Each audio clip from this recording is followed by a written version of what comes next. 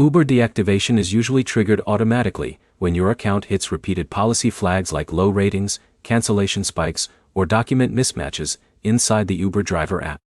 That matters because most drivers don't realize there isn't a manual review happening first.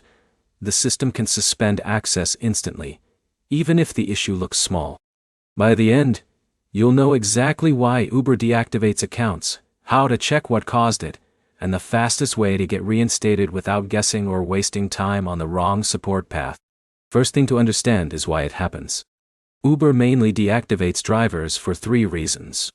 Rating drops below the platform minimum, repeated trip cancellations after accepting rides, or missing, expired, or mismatched documents like insurance, license, or background check info. Each of these gets tracked automatically in your driver profile. So if something changes and you don't update it, the system can lock you out before you even get a warning. Next step is checking your actual deactivation reason. Open the Uber driver app and go to the inbox or account status section. Uber usually sends a short message explaining the category of the issue.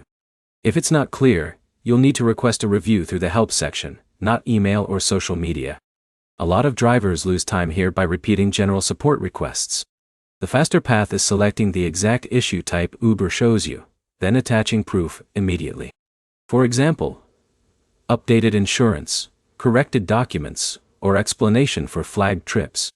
If the problem is ratings or cancellations, reinstatement usually depends on recent activity. That means Uber looks at your last set of trips, not your lifetime record. Improving consistency and reducing cancellations going forward becomes part of the review process. If it's a document issue, the fix is usually faster. Once the correct file is uploaded and verified, accounts often reactivate automatically without further steps.